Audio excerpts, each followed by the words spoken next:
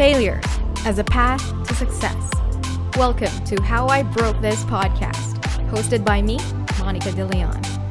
This is a show where entrepreneurs talk about their biggest failures and how they forged their path from broken dreams to true success.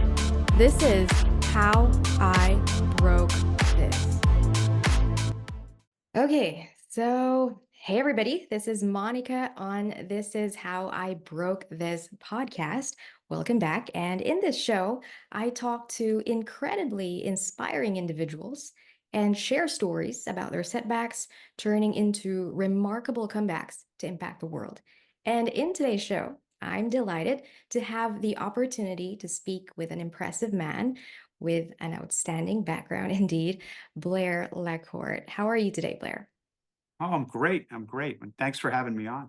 That's amazing. All right. So, just a short introduction about Blair. Okay. So, Blair is a dynamic business executive whose career spans the entertainment, aviation, AI, technology, aerospace, wow, and supply chain sectors.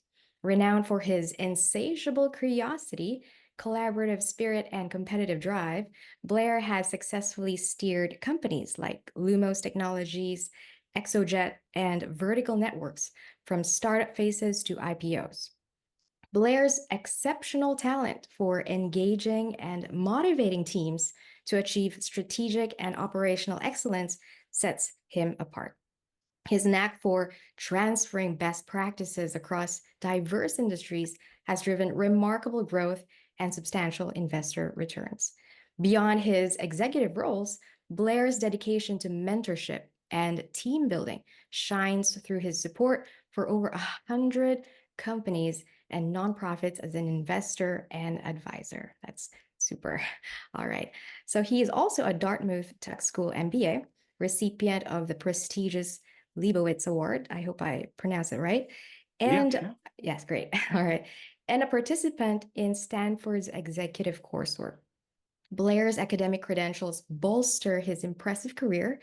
His journey is a powerful testament to the impact of innovative thinking and transformational leadership in achieving extraordinary business success. So everybody, once again, please welcome Blair LaCorte. Thank you for hopping on to join us on the show today, Blair.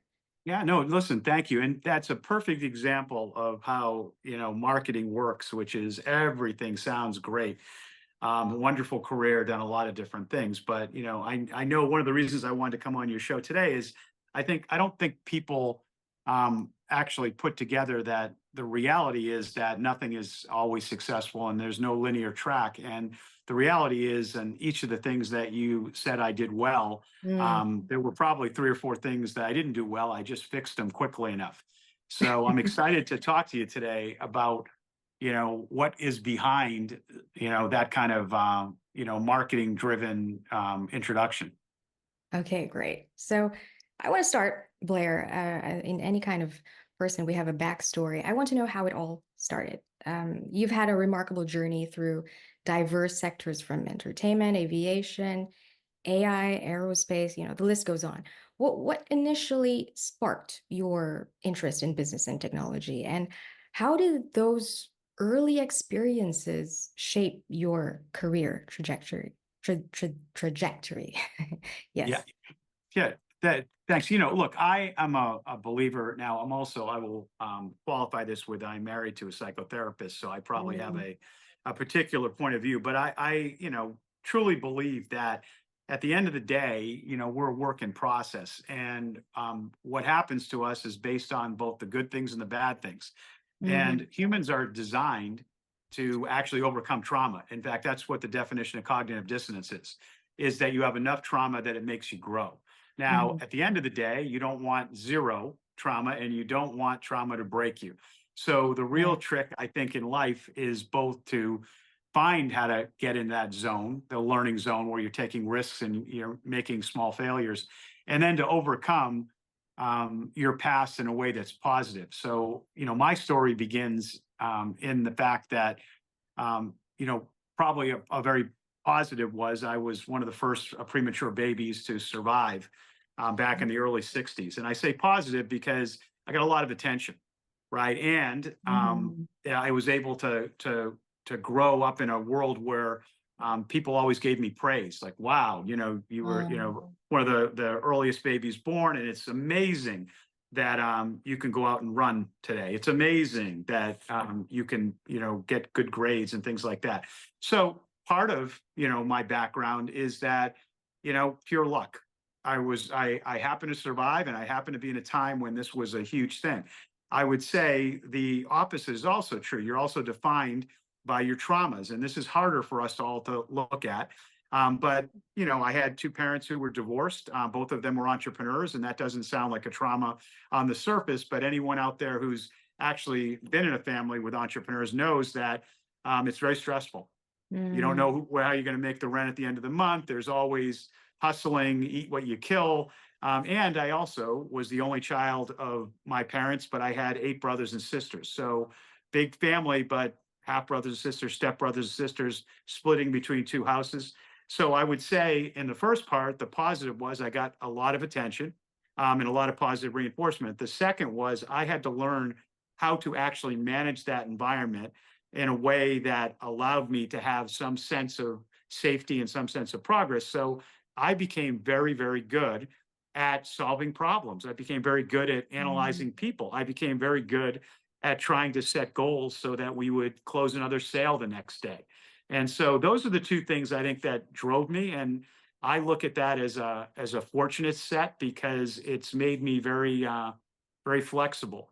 So most people will look at my career and they'll say, it's amazing. How did you succeed at this many different businesses in 8 different industries? And how did you find a way to learn each of those industries? And the answer is pretty simple. Who I realized I was not an entrepreneur per se. I was entrepreneurial, but I loved to help entrepreneurs because that's what I grew Mm. up with. And that's really the secret, is that if you looked at this and analyzed it as he's been successful at building these businesses, you'd miss the point. I was successful at trying to figure out how to help other people. And Mhm. that allowed me to go out to many different businesses without having to have all the background. Very difficult to go from aviation to I ran the world's largest live entertainment company. Okay, so very, very different businesses to running the fourth largest software company in the world, running strategy for the fourth largest software company. So what I'm telling your viewers out there is it's not that you have to have a set formula, and it's not that you have to know everything, but you do have to know what you're good at if you're going to Mhm. find things that can help you grow. And I was lucky at the beginning. I learned how to try new things. So that's the backstory. I believe. Wow. So just to go into that you said entrepreneurial background, Blair, you were from a family who did business already when you were a child, is that right? Right. My father had started a consulting firm for human resources, so he would help Mm. people get jobs. And my mother and my stepfather actually had a small airline, which, when you say the word airline, it probably misrepresents it. 8 helicopters and 4 planes. Very Mhm. difficult business. Later Oh. on in my life, I actually, while I thought I would never be in aviation again, I was able to build the largest private aviation company in the world. Mm. Now, a lot of the lessons had nothing to do with aviation and more to do with how to survive, because aviation is a very difficult business. Mm-hmm. I see. Um, just to go a little bit slightly on the side, but you're talking about aviation and you've been involved in aerospace as well, Blair. So I'm just interested, like going into aerospace, like space exploration truly amazes me. And so I watched, I think you were one of the guestings on YouTube on the show called Meet the Drapers. I'm not sure if you remember that. Right, right, right. Yeah. Tim Draper is phenomenal, phenomenal entrepreneur, and his family Right, built one of the most successful VC firms um, in history. right, right. So I watched that show of you were the guest in Meet the Drapers, and I think that was a couple of years ago. And in Mhm. that show, I think you mentioned that you were part of Virgin Galactic's Future Astronauts program during that time. I'm just wondering, the program's goal was, to commercialize space travel. And I just want to ask, how did that go? Right. So again, back to, breaking it before you make it. When I joined up with Richard Branson early on and, helped with some of the financing, but also as a, advisor in a lot of the operational pieces of it, Richard thought we'd be in space in 5 years. That was 17 years later. Right. And Mhm. it was a tough problem, but he always innovated. He always pivoted. He always had a belief that our goal was worthy. And so every time we failed, my dad had a very similar saying to what Richard said, which is, listen, sometimes you're earning, which means you're making a lot of money. It's easy. Sometimes you're learning. And the Mm. key is just not to burn. Right. So as long as you don't burn out, you can keep going on. So there were a lot of learnings in that journey. And at the end of the day, we did get into space. We became the first commercial space company, and we did do an IPO and raised enough money to actually fund the company. And we're still on that Wow. journey. So while we did get into space, I mean, our goal was to democratize the ability for everybody to get into space, and to bring the Mhm. price down to where the average person around the world could save up and see the Earth from space, which Mhm. ultimately getting into space was a analogy to being able to get far enough away from the planet to really appreciate the planet. When you see the planet from space, you realize how fragile you are, and the Earth is, and you also realize how we're connected to everybody. And so Mhm. while it is fun and it's a thrill, I've been broken the speed of sound many times, and I've been to the edge of space. Haven't gone into space yet. One of the big things is to realize that those are activities, but in reality, our goal is to help make this planet healthy and safe for Mhm. everybody.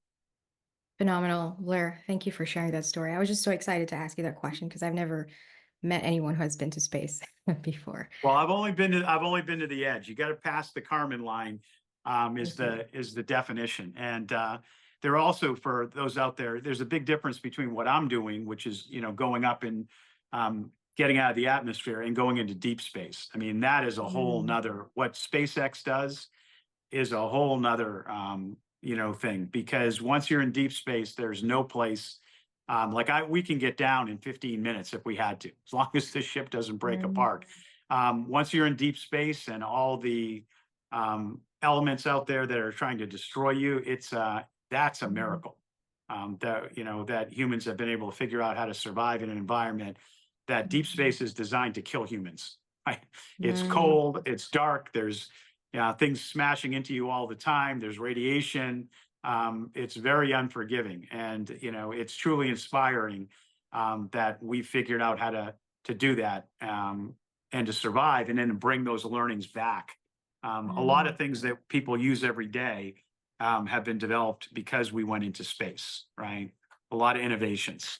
Mm. Thank you for sharing that mission, Blair. I think, as you mentioned, it's for making the Earth a better place. It's not just about, going into space. There's a purpose for that, Right. definitely. And in fact, Richard talks about an ambassador program. Everyone who goes into space makes a commitment before we go Mm. into space to come back and to actually go out and speak on it and to educate people.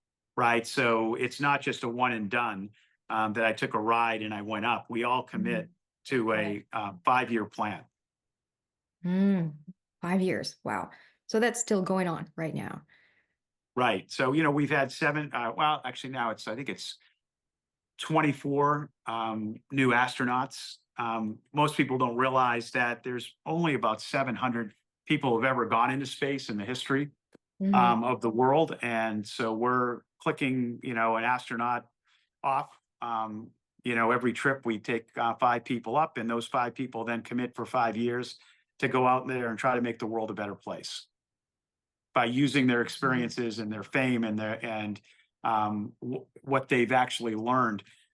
Again, some people that have looked at space, and are very have read about it.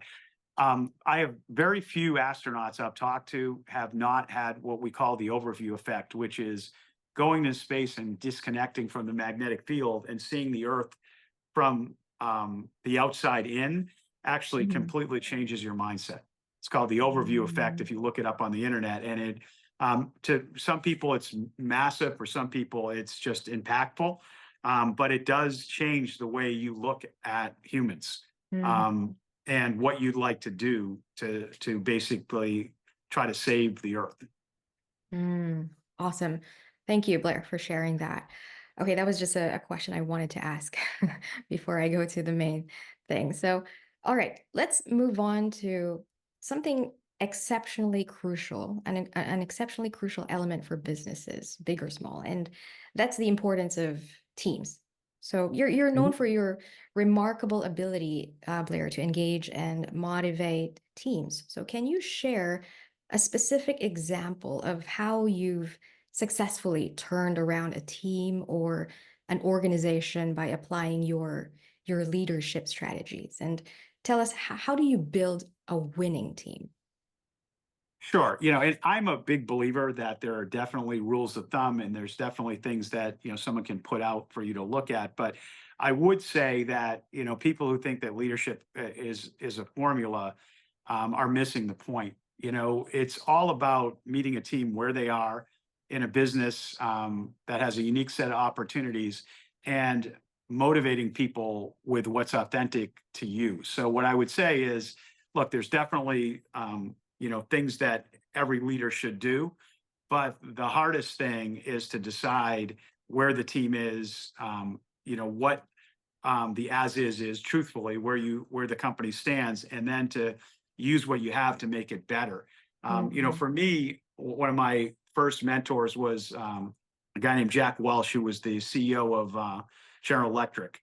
And I happened to meet him during what was a very tumultuous time at General Electric. I was a trainee, and I was in a place called Schenectady, New York, which most people haven't heard of. But if you had been around in the 30s, 40s, 50s, 60s, you would have known Schenectady as the largest manufacturing site in the world, especially after World War II. We had 382 buildings. We did everything from making power turbines to nuclear reactors. I mean, it was the most successful R&D site in the world. Fast forward to 1980, and Jack Welch was coming again to Schenectady, but he wasn't coming to celebrate. He was coming to lay off another 1,000 people, right? And when I met him, I was taken by the fact that he had compassion, but he also had resolve. And what he did is he challenged the people there to say, "Hey, listen, if we can make this a better company, then we can add jobs to it." And he gave people that opportunity. GE wasn't known for that. It was very hierarchical. It was one of the largest companies in the world. And his leadership at that moment turned GE around. Would he be the right leader in another situation? Probably not.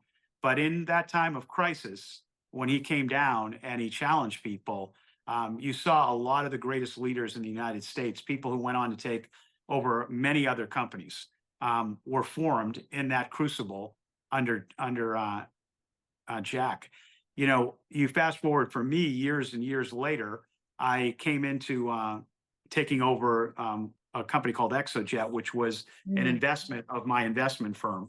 And the first day I came down and thought, what an irony. I started when I was a kid in this industry, and I thought it was a very difficult and very torturous world, moving big assets, metal assets that eat fuel around and trying to make money off of them. And so I met the chief pilot the first day, and I walked up to him and I said, "Hey, listen, it's my name." He goes, "Oh, I know who you are." And deep down, I thought, "Oh, well, he knows who I am. That's really good." Mm. And I said, "Oh, thank you. I've heard about you as well." And he said, "No, no, you're management." And again, I didn't get it. He said, I thought, "Ooh, because management is good. Management of that he thinks I'm management. Means he knows that he works for me." In reality, that's not what he was saying. What he was saying is, I'm a pilot and you're management. And we have two Mm. separate companies in most of aviation, which is, pilots who unionize and management who tries to manipulate pilots in their world. Mhm. Now, we were not unionized. We were one of the largest pilot groups that wasn't unionized. And it took me a couple seconds to realize where he was. And that was the key, because I had to decide, did I want to change this culture? And if I did, I would have to change it by trust. And so from that moment on, I put him in every business management meeting. It's very Mm. dangerous when you put pilots in there, because most pilots are brought up by airlines to work as contractors. They're on 2 weeks, off 2 weeks. They have another job. They worry about how much they're making. That's really, they don't work for the company. They are they are their own company. By bringing the pilots into the boardroom, I took the chance that they would say, "Oh, I know where you're making money, and I want more money," or "I don't want to do that, and I know how to argue against that." Now, luckily for us, it worked out that the personalities gelled, and that I found ways to align things that there was no argument over. There's no argument that you want to have a job. There's no argument that we want to be safe. There's no argument that we're not all competitors and we want to give it our best shot to make this the best company in the world. Once you align a team on things that they can't argue about, then you can start talking about things that they can argue about. For instance, should we change the way that staffing gets done because it's more efficient? So that it's not done by seniority. That's, a lot of unions will use seniority and say, "Hey, listen, this guy gets to bid on which flight he's on." Well, I had an airline which we owned the planes, like a commercial airline, so we had to keep them moving. And if I was constrained by having people bid on when they wanted to fly and not fly, not what was good for the company, I was not going to be efficient. And so, major breakthrough mentally for that team. I would argue that, brainstorming is about saying yes, and that's easy. Okay. Mhm. Strategy is about saying no, and that's really hard, because everyone in the company needs to know what you have to do and what you can't do. And so, if you can get people to align on what we can't do, and we can't have seniority as the number one thing, then all of a sudden they come up with ideas on how to make it okay. Because really, when you think about what's behind that, it was they wanted some control. They Mm. wanted some respect. They want to have families. And when you're gone for 2 weeks, you want to know you have a little side job, your own, So once we got down to really that it wasn't going to be a safety issue, that it was going to be how did we respect them, then we could break through and we could actually figure out how to be much, much more efficient. And that really changed everything. I love that, Blair. I think that's the first time for me to learn something about teams today, because you mentioned that you try to unite people who are different from each other so that they can have an argument to some extent, Right. right? So if you No, and, get, and that's and that's where we're at our best, is that you can think of, like, in the space race that we did, we always would talk about friction and fuel. Now, in a spaceship, friction is how do I bring down the surface area? How do I make it so that I can break gravity, right? And fuel is how much I have to put in to actually make that happen. Well, if you can find ways to reduce friction, you don't have to put as much money and as much fuel and as much intensity. The mm, ship moves, right. and it's self-reinforcing, because momentum begets momentum. We all want to feel special. We all want to feel like we've done our job. We all want to win. Now, winning is different things for different people. For one person, it's I want to fly more hours. For another person, it's I want to make more money. For another person, it's I want to have a quality life with my family. But if you don't understand what winning is, then, to your point, it's very, very difficult to problem solve. But once you actually get to the first step, where there's a sense of we're working at the same thing, now it's about mechanisms.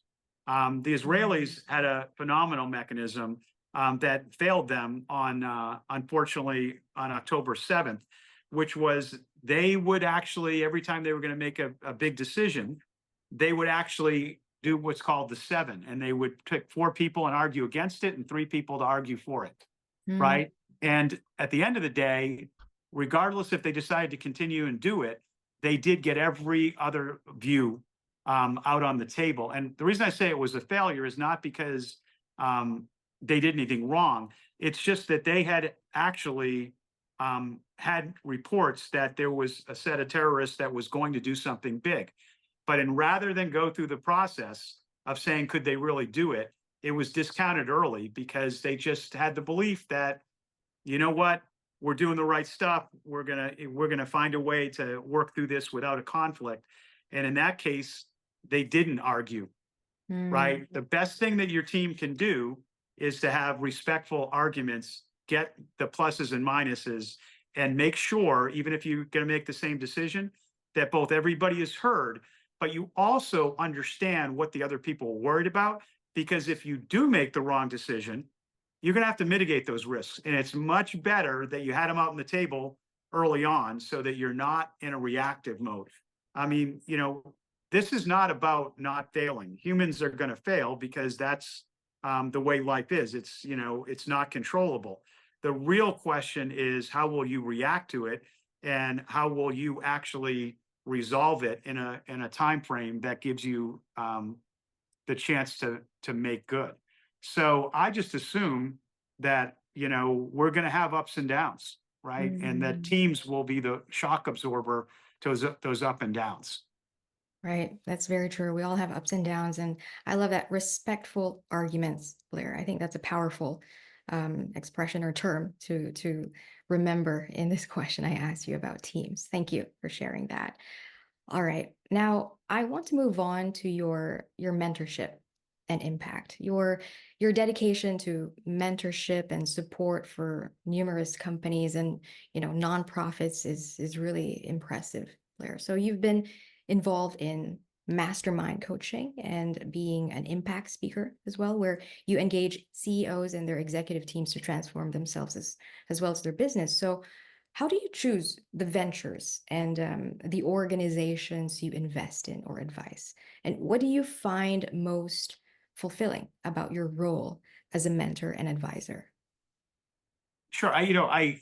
Selfishly, I get more out of it than I think most people get out of me because I'm just naturally curious. And if you're coaching someone, you have to understand who they are and what they're doing. And therefore, I learn.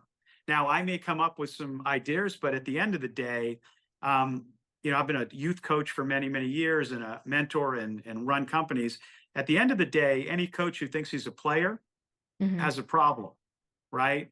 Any PE person who thinks that they can go run the company they just bought has a problem because that's not your job. And so the way I usually pick things is that I try to find things that inspire me. I Mm, try to find things that I really enjoy the person, and I try to find things that I think that I can add value because I've seen things that maybe they haven't seen. Now, that sounds really nice, but it also is very pragmatic because just like someone won't follow a diet that they don't enjoy, if you don't find service things that you enjoy, it's just work. And you may do it because you want to do something good, but you won't do it for long. And you mm, won't do it to the extent that you probably could. So part of this is to be selfish, to be unselfish. Be selfish to be unselfish, right? Love is selfish and unselfish, right? You can't be in a relationship where you're always giving and not getting anything back. So think about why you would do this, and you won't have to have a habit. It will be something that you are drawn towards. So I'm going to go off this afternoon and I've got 25 companies that I'm going to talk to. They're all Dartmouth entrepreneurs, and I'm excited. So mm. they may think, oh, this is great. Blair's going to give me some advice. He's got some contacts. Maybe he can help me with funding. So they're thinking this selfishly, this is a great thing for me. I feel the same way, right? And that's the trick. The trick is if you do things that are depleting, you can't do them for very long. So Mm. find something that makes you feel good and then do it to make other people feel good. Find something that you feel good about, and then you can continue doing that. That's amazing, Blair. I think as a mentor and an advisor, did you have any setbacks along the way as well? Sure. I mean, look, if you're human, if you don't have setbacks, you've got a problem. Mm, Killian Print has a great poem in The Prophet called that you dig the cup out of using cold steel to make it deeper, and then you fill it with the wine. And the deeper it is, the more wine you can fill. And his point is that if you don't feel pain, sorrow, or disappointment, you can't feel joy, Mhm. and you can't feel achievement. And so at the end of the day, dealing with humans is difficult. They're going to let you down. Mhm. Whatever expectations you have are your expectations. You're trying to solve two simultaneous formulas. You're bouncing up against someone who you don't know everything that goes on in their life, and they're bouncing up against you. And when you find a way to connect, it's joy. But that Mhm. doesn't mean you won't have moments where you think, oh my God, I helped him get a job, and now I need him to get me into this meeting and he's not returning my phone call. And it hurts your feelings, Right. right? But you have to step back when someone sounds insane or mean. There's only two answers to it, right? One is they're insane and they're mean, and you should stay away from them. Okay. The other answer is they're not looking at the world the same way you are. And Mhm. if you can't see it through their lens, you can't get them to where you want them to go to help you. So sometimes, when you talk to someone who didn't return your call, it's because they're in a crisis and they're panicked and it has nothing to do with you. Sometimes when you ask them for help getting a new job, they're thinking, oh my God, I don't want to disappoint you. I don't know anyone, but I'm afraid to tell you. Right. Mhm. So you have to take a deep breath. But as you move through life, if you don't set those boundaries, you have to screen out the people who are irrational or the people who are mean. Mhm. And then you end up in more of a balanced relationship. But no one's ever going to be able to do everything right for you. Even your parents, Mhm. when you get older, you're like, I wish they had done that. Well, Right. being a parent and having had three boys, I can tell you, I've done everything I could. Like I've tried really hard, but I can tell you there are disappointments. They're disappointed I didn't do this or that, and I have to remember to take a deep breath and say, you know what? This is part of cognitive dissonance. It's part of stress. This is how Mhm. they grow, right? 100%, Blair. Um, we're talking about setbacks now and failures, not just as a mentor or advisor, but as a human. So, since this show is about failures and setbacks, how does Blair LaCorte look at failures? How has your perspective on failure and success evolved over time? Well, I alluded to a little of it. And again, this is my opinion. So for the people listening, hopefully that I add something to the way you think about it. Either I make you disagree with me or make you agree with me, or at least I make you think, right? So my argument is that the only failure is not to fail, right? Now, Mm. there's a cliche that says fail small and fast, and I agree with that. But if you're not failing, you're not learning. If you got everything right, then maybe you're an academic in an ivory tower. And then you really didn't get everything right because you created an environment that allowed you to be right. And there are people that can create environments where they win most of the time. I'm an expert at this, I'm a professional at that, and I limit myself. But if you're going to grow beyond where your expertise is, you have to fail to grow. So again, I'll use that phrase that my dad would use: if you're either you're earning or you're learning. So Mm. there's never a failure to me. If something happens, I'm either I got it right and I'm making money, or I got it wrong and I'm learning, which is money. Because later on, that will help me to make money and be happier. Right. But if I define it that way, I'm not afraid, right? I would always say, I don't have to be right to my teams. I don't have to be right, but I'm going to give you my opinion. I'm going to give you my opinion because it's my gift to you, because I trust you. I'm going to go out on a limb and I'm going to tell you, I may not have all the information, but here's what I think. Now, I am now going to require you to show me that you trust me by telling me what you think. So if I'm not right, I need to get it right. And the second you convince me or you help me understand something I didn't understand, I will jump on that and not feel bad about it, because my job was to get to the right answer as a leader. Mm. It wasn't to show everybody how smart I am. It was to show everyone I would accept the right answer, even if it wasn't my answer. And then once I did that, I would take off from there and I would pull the team with me and say, okay, if you're right, let's go to the next level. Let's go to the next level. Let's go to the next level. And so for me, being able to put an environment together where people trust you, that they can have an opinion and their opinion may drive the answer versus being the answer. And that's celebrated just as much. I'd Mm. rather have someone come at me and say, you know what? these guys said this, and this is what I believe, Right. because now I know where to start. Okay, let me think about that. Do I agree with that? And if I don't, let's go back and forth about it. I think too many people um, believe that teams are about always getting along. And again, you Right. talked about it earlier. It's respectful disagreement. Mhm. Now, at the end of the day, you have to come to conclusions, because if you keep that open too long, too much stress does not help you as well. You have to focus, Mhm. right? Yeah, it's again, you have to say no to something so you can decide what you're focusing on.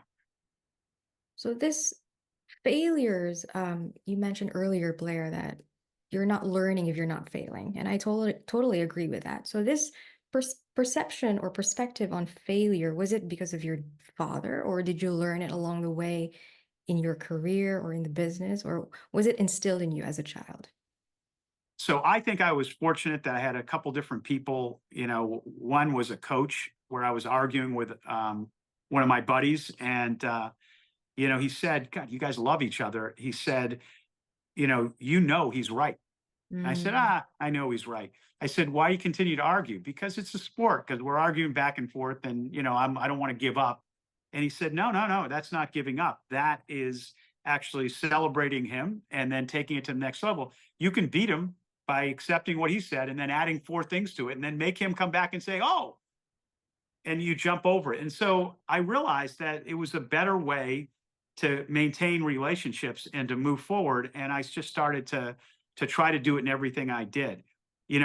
Again, would you rather be right or would you rather be happy? If happy is getting to the right answer, I'd rather be happy, right? mm, And so again, you got to let your ego down at some point. Now, there are other people you'll deal with who will not have that philosophy. And again, you can't get frustrated. You have to decide whether you really want to work with those people. mhm, Because if it's really about them coming in and always being right, um, they may be right and they may be very smart, but mm, ultimately, you're never going to take the team to the next level, because one person on a team being right, but the whole team not moving with that person. It works in very specific industries where you have to invent something, or it's a trader who has to have a trade that works, where it's not collaborative. But most of the businesses I've been involved in, it's really about the weakest link on your team is the weakest link in the company. And if the mm. team's not continuing to grow together, then even if one person is succeeding, the team will ultimately and the company will ultimately fail. So it's just you have to look at a different perspective, is why are you on a Right. team? That's very insightful, Blair. I think a lot of businesses, big or small, they need to know that regarding teams. That's very, very true. But now we're talking about the failures and setbacks, how you perceive failures and success. But can you give us a very specific example there? Like, was there a point in your life or in your career that you felt like, failed or struggled? Somehow you were like, you didn't reach what you wanted to. You were at a point where you're like, I don't know how I'm going to do this or how I'm going to get through this. What were some of the challenges you faced? And can you tell us how you recovered and rose to where you are right now? Sure. And I can give you, a couple of examples, but, the way that I would judge these examples is how quickly I recovered. So for a lot of you guys who are physical fitness, advocates, one of the things you do is you jump rope for a minute and then you get your heart rate up and then you time how long it takes your heart rate to come back down to normal. That is indicative of your physical health, how quickly your body recovers Mm, from high stress or getting to the point of failure where I can't jump that rope anymore, right? I look at it the same way in business. How long did it take me after the failure to actually recover and get on with the business of business? mhm, So, when I first took over, I stayed with the private jet business. When I first took over ExoJet, I was a partner in one of the largest firms in the world. We had bought Burger King, Neiman Marcus, we bought IBM and mhm, merged it with Lenovo. We had started Ryanair, the largest and most successful airline in history.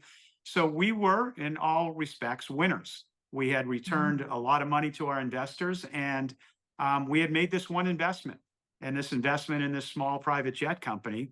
And at the end of the day, 2008 hit, and people stopped flying private jets, mm, right? And I had to make a decision. would I step into that company and out of my company to go run it? And I did it for the team because even though it was a small company, we had taken our investors' money and I decided to do it. Well, when I got in there, I realized, oh my God, we are failing and I do not know what to do. And it was, you have that moment of time where you think, oh my God, is one of my partners going to come save me because this is going to be on me. I jumped out and I did this thing. And it was very, very difficult. There were many nights when I thought I've just destroyed my career. Or I felt like crying, or, getting up at 6 in the morning and coming home at 11 at night. I thought, this is not fair to my family. But once you've committed, I had to decide how much time would I give before I decided whether I was the wrong guy. And I decided I would give myself a year. And that was a time when I was not going to think about failure. I was going to think about growth. So you have to psychologically reframe it. It was going to be painful, but it's kind of like painful where, it's painful because I'm building muscle. It's painful because Mm. every day I get tougher. It's painful because I had to learn something new that I didn't know. And I didn't know that.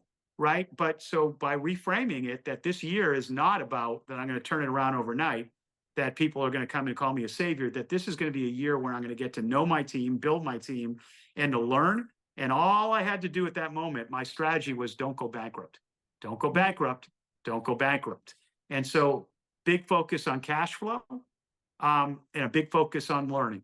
Right. And eventually we came up with a new way of looking at the industry, and we changed our strategy to going after all of the long routes.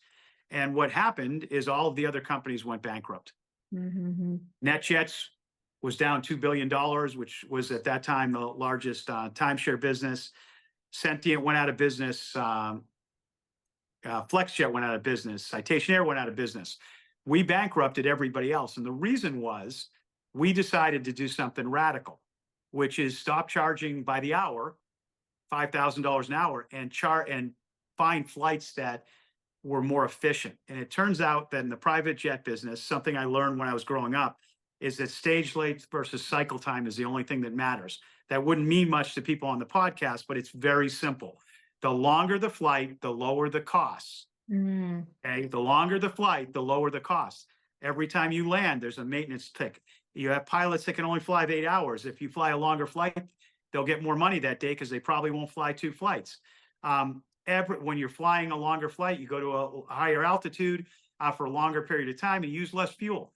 Everything came down to I could charge less for a longer flight than for a shorter flight. It wasn't how much I made an hour. And that left us with 75% of every flight over 2.5 hours between 88 cities in the United States. And everybody else inherited the short flights. Guess what? They were charging a fixed price per hour, and all of their flights were now more expensive. Right? That seems very simple now, but at the Mhm. time, that simple thing was what turned the company around and allowed us to become now with VistaJet the largest charter company in the world. Wow. That's a huge turn right there, Blair. I love that you mentioned about reframing it. The mindset has to not go through the mindset of just I'm a failure, but it's more of like I'm growing right now. And I think that's what the message that you share today that a lot of people can get from that. So one last thing, Blair, today. Mhm. I see that you are now a managing partner. Is that right? At Mhm. LaCorte Ventures. Can you tell us more about this business that you have right now? Where do you see yourself and in this business in the next 5 years or decade? Sure. Well, listen, it's easy to name yourself managing partner when it's your business. So, you get to actually pick the title.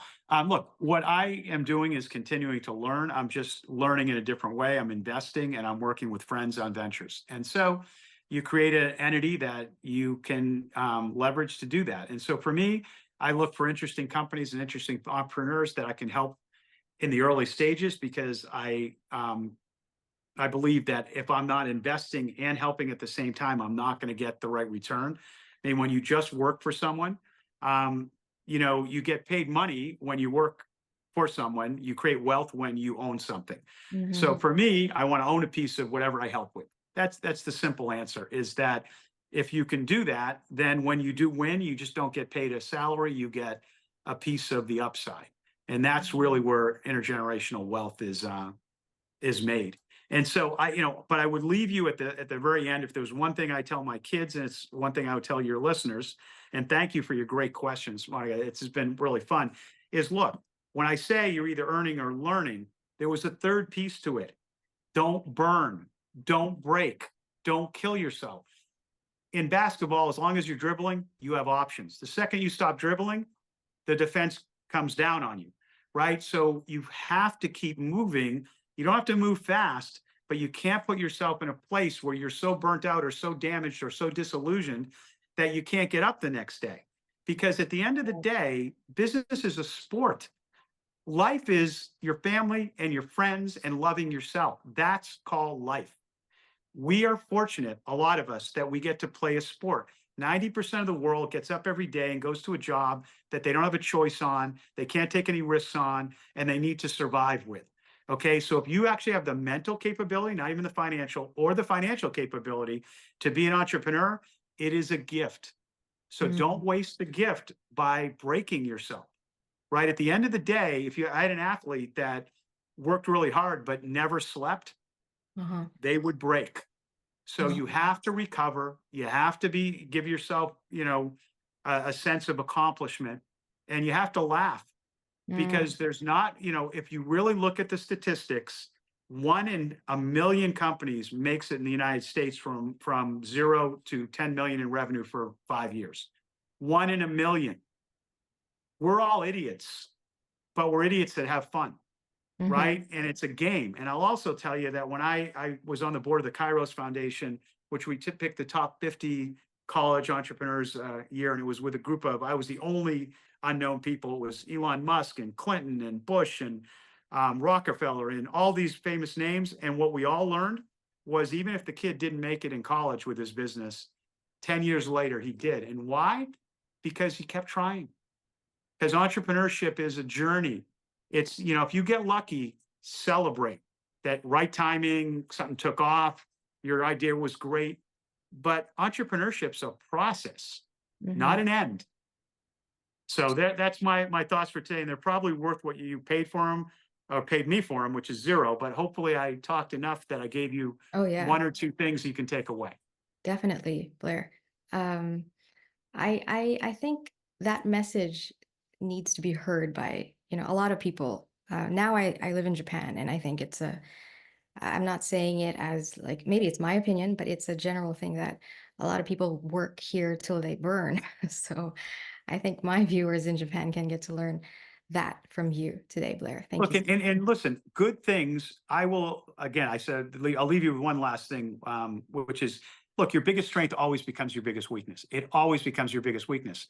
So I love Japan. When I was at Sun, it was, was one of the first places we went to. Um, the Japanese are phenomenal. They're phenomenal team players. The whole Keiretsu thing with the Toyota changed the entire world. They work hard, and they're wonderful human beings. And the problem is, all of those are strengths. But if your strength is you care about your team so much and you want to keep improving every day, and you don't want to let your team down, and you don't put your hand up and say, I got to take a risk, I have to step back for a second, then you may burn out. And the only one to blame at that moment is yourself, because other people won't know it until it's too late. So the Japanese culture has changed the world in business. And again, the only thing I would say is the American culture, there is sometimes more of a selfishness to it, but that Mhm. selfishness also can be a strength if you protect yourself. If you Uh-huh. want to be there for your team in the future, then there are times you have to say, I need to put my family first, or I need to get some sleep tonight. But you're in a wonderful place, a wonderful country. I was telling you earlier that I was just down there with Ambassador Emmanuel Mm. for a meeting of business leaders in Japan, and they're a great partner to the U.S. And I think that it's one of the reasons that we haven't had wars in the last 75 years. Is it's countries like Japan that have helped us to do that. So anyway, thank you very much for your time today, and I'm glad to know Love that. to talk to you anytime you want to talk, Monica. Let me know. Awesome. Thank you, Blair. So, as we close up, thank you so much for sharing a lot today. Blair, can you tell the viewers and listeners of the show, they want to know more about you, Blair LaCorte. Where can we find you specifically? Where can we engage with you on social media? Sure. Yeah, there's two main places. One is we do have a website for our coaching business. It's called PPE Mastermind, which is Pinnacle Performance Elite. I did Mhm. not make up that name, but ppemastermind.com. And the second is just, ping me on LinkedIn. If there's something you see on Right. my LinkedIn that I can do in less than 5 minutes to help you, I try to do as many things as I can to give people opportunity. But the reality is opportunity is nothing unless you actually execute on it. So I make no guarantees. But I'm happy to help. Wonderful. Fantastic. Thank you, Blair, so much. And, it's been a privilege having you on the podcast today. Undoubtedly, we've gained valuable insights from your impressive journey in business and your approach to motivating teams and transferring best practices at the same time. And of course, your dedication to mentorship as well as the support for various organizations. It Wow, truly I see you stand made me feel good today. I already feel better. All right, take care. Thank you, Blair. So we'll make sure to have everyone look out for you. Okay, we'll include links to find Blair LaCorte on the notes below. Make sure to like and subscribe and let Blair know about your thoughts on his tremendous background and contribution. And don't forget to leave them in the comments. So thank you so much again, Blair. Here's to your ongoing and future successes. Thank you.